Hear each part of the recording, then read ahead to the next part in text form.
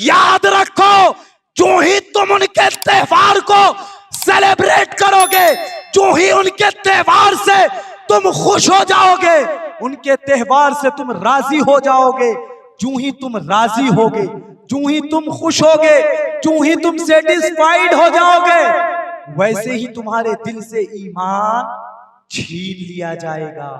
میں اپنی گفتگو کا آغاز کرنے جا رہا ہوں اس بات سے کہ آج فلسطین کے اندر ہمارے مظلوم بھائی اپنی زندگیوں کو، اپنی زندگیوں کی آخری سانس کو گن رہے ہیں، وہ اپنی زندگی سے لڑ رہے ہیں، جینا چاہتے ہیں، لیکن انہیں کچلا جا رہا ہے، انہیں مارا جا رہا ہے۔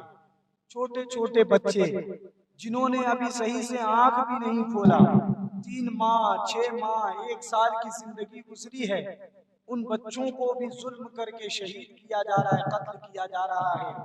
اور ہم ہندی مسلمان کیا کر رہے ہیں؟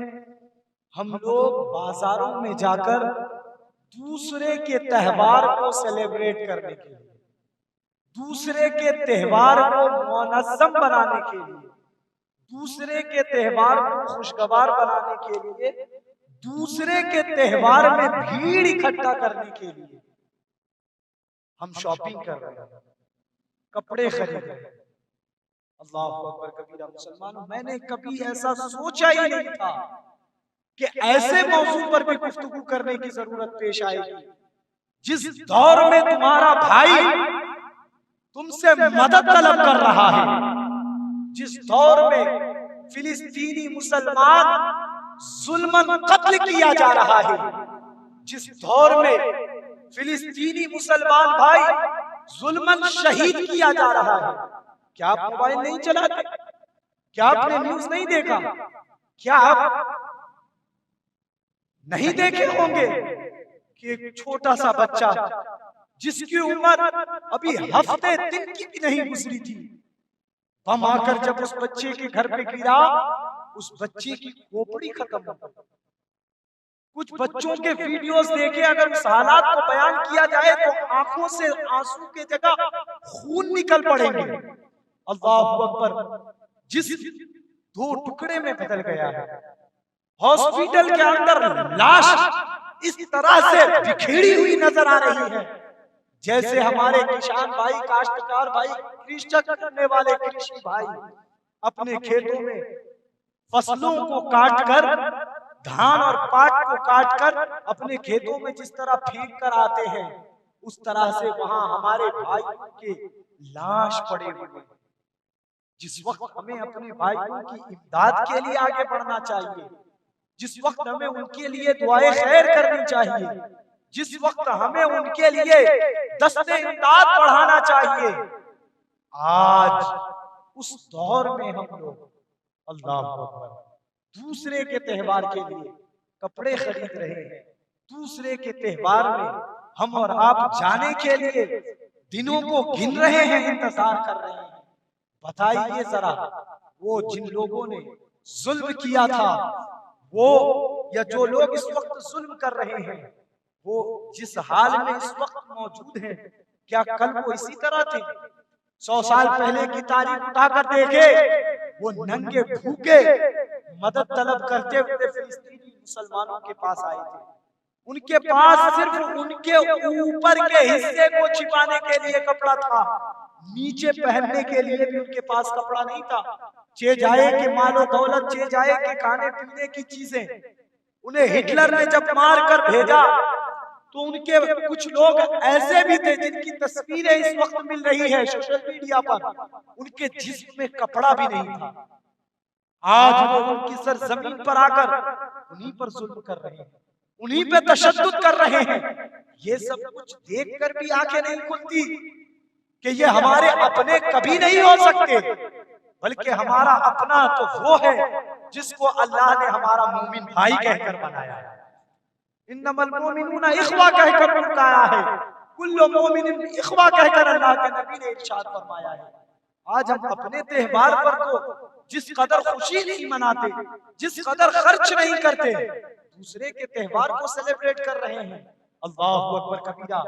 آپ کو آر دلانے کے لیے میں نے یہ بات کہی کہ وہاں کس حال میں ہمارے بھائی ہیں اور ہم یہاں کیا کر رہے ہیں۔ اللہ اکبر۔ وہ زمین مسلمانوں کی اپنی زمین ہے، اس زمین پر نہ جانے کتنے انبیاء کرام مدفون ہیں، کتنے نبی وہاں آرام فرما رہے ہیں۔ اس نبی والی زمین پر جب یہ حالات پیش آ سکتے ہیں کہ ان کی زمین کو چھین کر ان کے گھر سے ان کو نکالا جا سکتا ہے، تو کیا یہ بعید ہے کہ جس گھر میں ہم اور آپ رہ رہے ہیں اس گھر سے ہمیں نہیں نکالا جا سکتا ہو؟ کیا ممکن نہیں ہے کہ کل ہمارے اوپر ظلم نہ ہو؟ کیا ممکن نہیں ہے کہ کل ہمارے اوپر تشدد ہو؟ یہ ہمارے اوپر بھی ہو سکتا ہے۔ وہ مقدس زمین ہے، وہاں پر اس قدر پریشانی کا سامنا لوگوں کو کرنا پڑ رہا ہے۔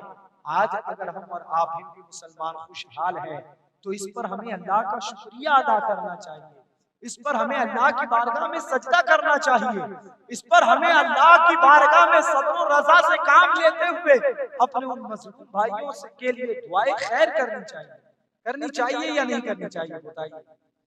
جن لوگوں کو اللہ نے تھوڑی عقل دی ہے وہ لوگ بھی فلسطین کے مظلوم مسلمانوں کے لیے آوازیں اٹھا رہے ہیں۔ اللہ نے تو آپ کو عقل سلیم بھی عطا فرمائی ہے اور ایمانی رشتہ بھی آپ کا ان کے ساتھ ہے۔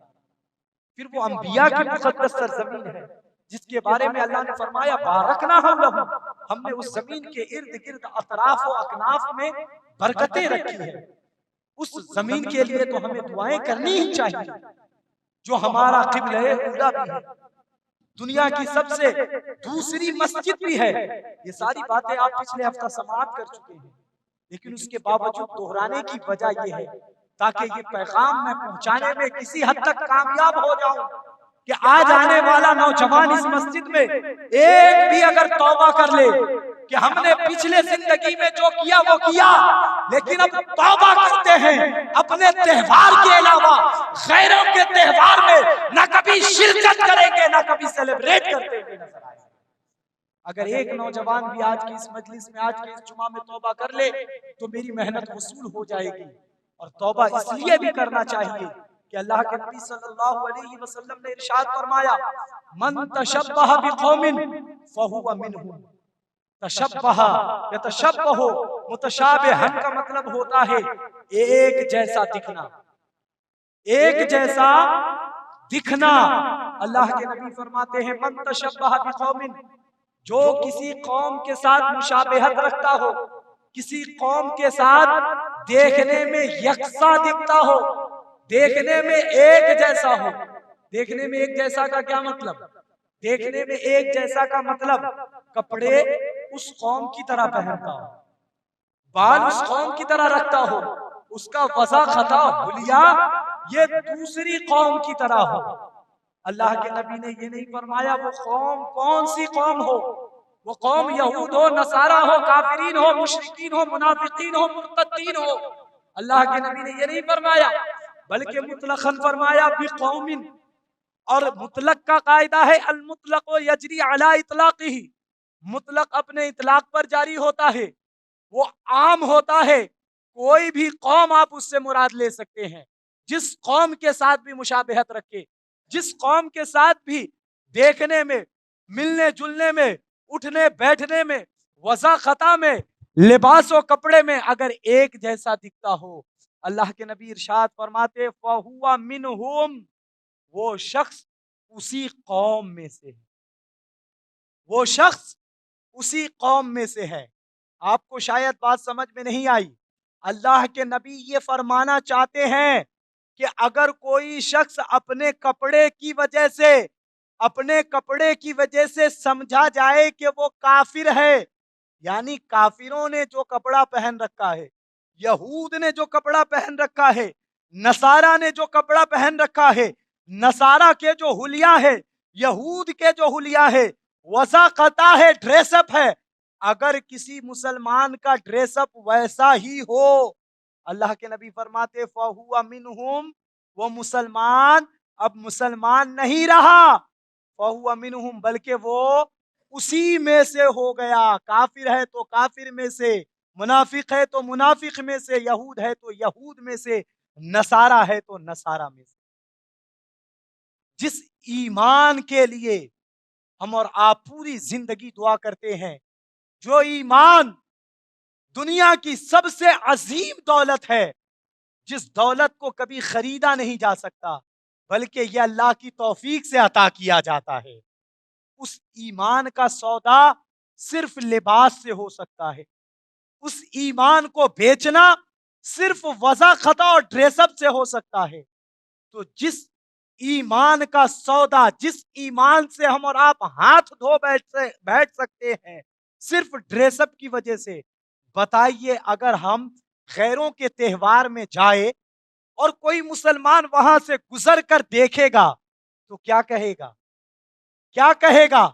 کہ یہاں جتنے لوگ ہیں یہ سب مسلمان ہیں، یہ کہے گا؟ بولیے کیا کہے گا؟ بات ہماری سمجھ رہے ہیں؟ ایک جگہ کافروں کی بھیڑ لگی ہوئی ہے، وہ اپنے جو ہے مذہبی تہوار میں مصروف ہیں، وہ اپنے مذہبی کام کو انجام دے رہے ہیں۔ وہاں پر آپ چلے جائیں، میں وہاں سے جا رہا ہوں گا تو میں نے دیکھا وہاں پر 100 لوگ ہیں، ساتھ میں آپ بھی 5 لوگ وہاں پہ کھڑے ہیں، تو میں کیا سمجھوں گا کہ 100 کے 100 مسلمان ہیں یا 100 کے 100 کافر ہیں؟ کیا سمجھوں گا؟ دیکھنے والا کیا سمجھے گا؟ دیکھنے والا یہی سمجھے گا کہ یہ کافروں کا تہوار ہے، یہ مشرکوں کا تہوار ہے، یہ غیروں کا تہوار ہے، لہذا وہاں مسلمان کا کوئی کام نہیں ہو سکتا۔ وہاں آنے والا وہی ہوگا جس کا وہ تہوار ہوگا، وہاں آنے والا وہی ہوگا جو اس تہوار کو سیلیبریٹ کرتا ہوگا، وہاں پہنچنے والا وہی ہوگا جو وہاں رکھے ہوئے بتوں کو اپنا معبود مانتا ہوگا، وہاں پہنچنے والا وہی ہوگا جو اس معبود کے سامنے جھکتا ہوگا۔ معبود کہنا غلط ہوگا، معبود باطلہ کے سامنے جھکتا ہوگا۔ لہٰذا جب آپ وہاں پہنچے تو دیکھنے والے نے دیکھ کر آپ کو بھی انہی لوگوں میں شمار کیا، اور اللہ کے نبی نے کیا فرمایا؟ من تشبہ بقوم، کہ جو جس قوم میں شمار کیا جائے گا، جو جس قوم کے ساتھ مشابہت رکھے گا، جو جس قوم کے ساتھ اٹھتا بیٹھتا ہوگا، جو جس قوم کے وضع قطع کو اپناتا ہوگا، جو جس قوم کے ساتھ ڈریس اپ میں برابری کرتا ہوگا، ہمسری کرتا ہوگا، فَهُوَ مِنْهُمْ، وہ اسی قوم میں سے ہوگا، لہٰذا وہ اسلام سے خارج ہو جائے گا، اسلام میں باقی نہیں رہ جائے گا۔ اب فیصلہ آپ نے کرنا ہے، فیصلہ خود آپ کو کرنا ہے کہ یہ تہوار آپ کا ہے یا تہوار دوسروں کا ہے، یہ تہوار آپ کا ہے یا یہ تہوار اللہ کے دشمنوں کا ہے۔ یہی تہوار تھا جس تہوار میں وہ گئے تو حضرت ابراہیم نے ان کو تہس نہس کر دیا۔ اس واقعہ کو اگر اللہ نے حیات باقی رکھی تو کسی جمعہ میں پیش کرنے کی سعادت حاصل کروں گا کہ ان سے حضرت ابراہیم علیہ السلام کو کتنی نفرت تھی، کن سے؟ بتوں سے، ان معبودان باطلہ سے۔ لیکن آج ہندی مسلمان ہے، اپنے آپ کو بھولے بیٹھے ہیں، کس رب کے حضور جھکنا چاہیے یہ نہیں پتا، آج جمعہ کا دن ہے کیسا لباس پہن کر آنا چاہیے یہ نہیں پتا، لیکن دوسروں کا تہوار ہے 2 مہینے پہلے سے شاپنگ کر رہے ہیں۔ غیروں کا تہوار ہے، اس تہوار میں بھیڑ اکٹھا کرنے کے لیے خود بھی پہنچے جا رہے ہیں، اپنے بچوں کو بھی لے جانے کی کوشش کر رہے ہیں۔ اے مسلمانوں، خدا کے واسطے اس سے بچو۔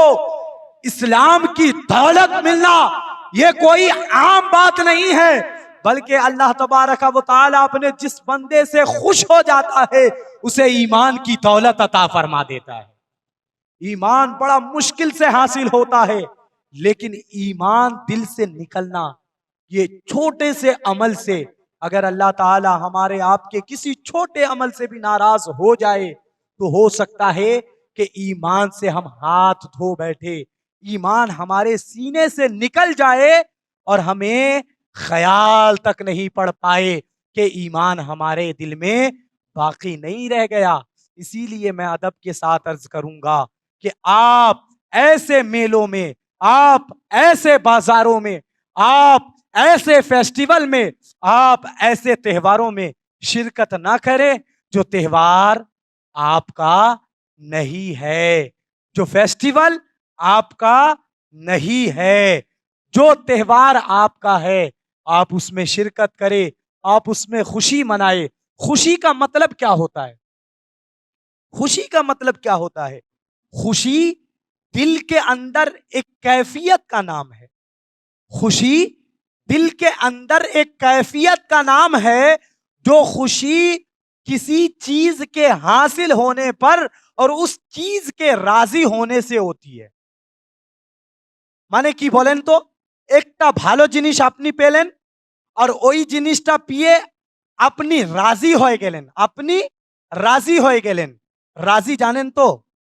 হ্যাঁ, রাজি কি কি রাজি মানে কি? হ্যাঁ, স্যাটিসফ্যাকশন, হ্যাঁ খুশি, আপনি স্যাটিসফাইড হয়ে গেলেন, ওই জিনিসটা পেয়ে আপনি স্যাটিসফাইড হয়ে গেলেন।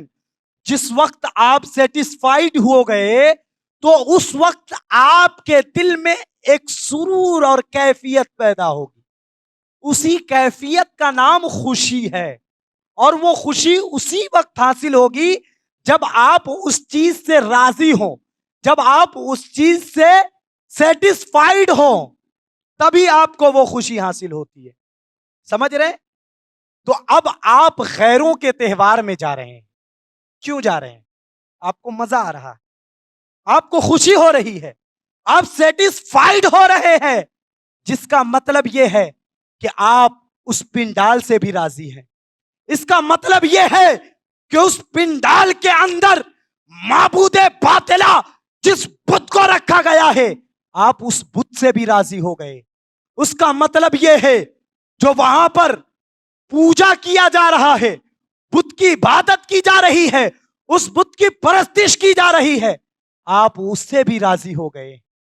और जो शख्स इन चीजों से राजी हो जाए, आप मुझे बताइए उसके सीने में कभी ईमान की दौलत बाकी रहेगी? कभी ईमान की दौलत बाकी रहेगी? हरगिज नहीं, कभी भी उसके सीने में ईमान नहीं रह सकता।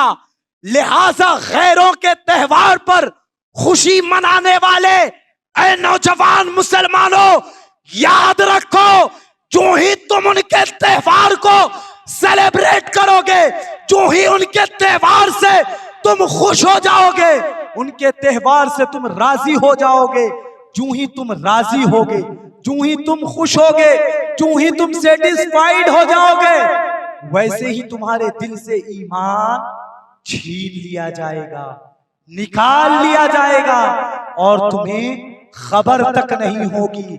और उसकी खबर ना कोई मौलाना दे पाएगा, ना कोई मुफ्ती दे पाएगा, ना कोई इमाम दे पाएगा, ना कोई अल्लामा दे पाएगा।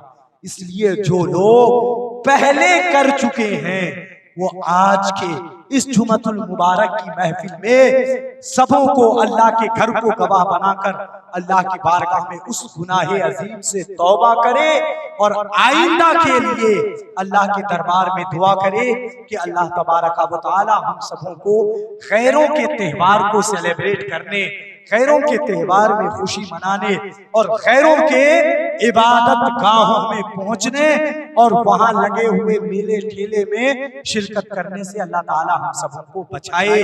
आमीन आमीन बिजाही सय्यदिल मुरसलीन।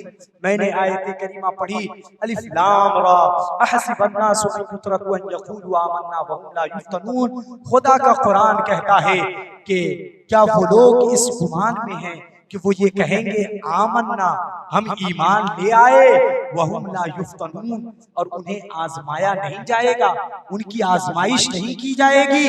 अल्लाहु अकबर कबीरा। अल्लाह फरमाना चाहता है कि जब तुम ईमान ले आओगे तो सिर्फ आमन्ना कहने से काम नहीं चलेगा, बल्कि तुम्हारी आजमाइश होगी, तुम्हारा इम्तिहान होगा, तुमसे इम्तिहान लिया जाएगा, तुम्हाদের পরীক্ষা হবে, আর যারা ওই পরীক্ষাতে পাস হবে তাদের জন্য আল্লাহ সুবহানাহু ওয়া তাআলা জান্নাতে মাকাম তৈরি করে রাখবে। और आज मजलूम फिलिस्तीनियों का इम्तिहान हो रहा है, और वो कुछ हद तक कहना दुरुस्त नहीं होगा, मैं समझता हूं कि वो अपने इम्तिहान में कामयाब हो रहे हैं।